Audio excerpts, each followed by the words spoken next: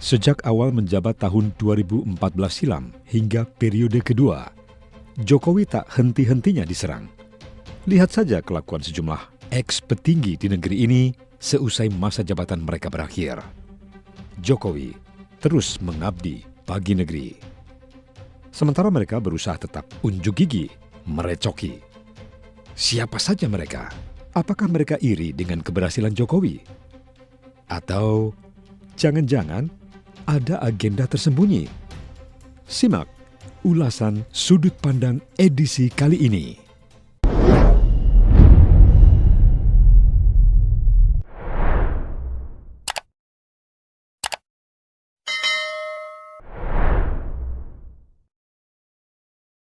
SBY, JK, DS, AR, malulah kepada Jokowi oleh Yas Subiakto. Andai SBY, JK, DS, AR, dan sejenisnya mau sedikit jujur dan tidak tertidur nyucup air liur, niscaya mereka baru sekarang ketemu manusia yang sudah selesai dengan dirinya. Dia adalah Jokowi. Orang-orang tersebut yang merasa hebat itu tak seujung kuku hitam Jokowi dalam mengurus negeri ini. Jokowi mengabdi, bukan niat mencuri atau ingin dipuji. Lihat saja bagaimana Jokowi memimpin Solo, Jakarta, kemudian Indonesia. Sosok yang sudah selesai dengan dirinya ini bekerja dalam senyap dan tak pernah menjawab caci maki fitnah dari para bedebah kelas sampah. Sementara orang-orang seusia mereka meradang dan menyerang Jokowi. Sebenarnya apa salah Jokowi? Dia bekerja sesuai amanah yang dia terima. Hadiah dari muhibah ke beberapa negara bernilai miliaran dia serahkan kepada KPK. Apa pernah SBY, JK, DS atau pejabat lain melakukan hal yang sama? SBY yang membuat museum keluarga saja nyerobot APBD di tengah pandemi. Kalau JK, gak usah dibilang. Mana ada pedagang mau rugi. Mereka seperti kur menyerang Jokowi. Padahal, begitu mereka menyerang, sama saja mereka bak melempar bumerang. Kenapa? Karena orang yang diserang adalah orang yang sedang menjalankan kebenaran. Sehingga kalau diserang dengan memaksakan celah keburukan, pasti tidak ada ruang. Andai sedikit saja orang-orang tua ini bisa melihat kebenaran dan apa yang dilakukan Jokowi untuk negeri ini, harusnya mereka malu hati. Orang-orang itu dibesarkan dan menikmati zaman Orde Baru dengan foya-foya. Jadi, hampir dipastikan ketidaksukaan mereka kepada Jokowi karena tidak bisa cari makan dengan cara model lama.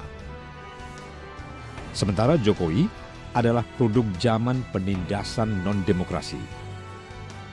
Dia tidak mengecap kemewahan, hidup di bantaran kali Surakarta. Ibunda dan ayahnya hanya jualan kayu bakar, kerap berpindah rumah kontrakan, dan terakhir digusur. Makanya, hatinya berpihak kepada rakyat tanpa basa-basi, sehingga orang serakah pastilah membencinya. SBY misalnya, terus memuji dirinya seolah dia presiden yang penuh prestasi. Tidak malu dia memuji dirinya sendiri. Padahal, urusan Papua saja, dia jauh kemana-mana. Mengurus BBM satu harga saja, dia tidak bisa. Apalagi membuat jalur Trans Papua. JK, lepas dari jabatan Wapres, jadi seperti orang stres. Rizik saja dia bilang pemimpin karismatik.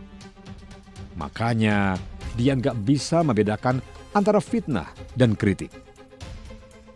DS baru saja ditulis oleh Ade Armando bahwa DS adalah sosok yang membahayakan negara. Karena dia berusaha membelah bangsa ini dengan jalan apa saja. Tapi yang pasti, isu agama masih dia mainkan. Ini 11-12 dengan JK sebagai dalang penggalangan perang antar warga saat Pilkada Jakarta 2017 yang lalu. AR, orang tua satu ini sebenarnya sudah basi untuk dikomentari karena usianya sisa beberapa hari saja. Lihat kalau dia ngomong seperti orang songong. Ceritanya, kalau nggak suara langit, ya PKI. Tapi diminta tunjuk hidung, malah hidungnya sendiri yang panjang sampai mata kaki. Dialah Pinocchio zaman kekinian yang wajib diabaikan. Kini keberadaan kita sebagai pendukung Jokowi mau disebut buzzer, bulldozer, atau zerser yang lain, tidak masalah, asal jangan disebut kaum dasteran. Kita harus terus menguatkan diri, bersatu, mempertahankan kebenaran tanpa keraguan. Gampang saat melihat kemungkinan saat ini. Siapa yang membenci Jokowi, 90% pasti orang nggak benar. Atau bukan orang beneran. Bagi anak muda penerus bangsa, sekarang di depan mata kita adalah tauladan yang bisa jadi panutan. Jokowilah sosok itu. Jangan kalian terkelabui oleh para badut tua yang salah gaya, gerah karena tidak bisa menjarah, baik menjarah harta atau kekuasaan. Kalian lihat sendirilah siapa mereka dan seperti apa kelakuannya. Ibarat mobil keren, tapi bodong nopolnya. Tuhan pasti tidak suka.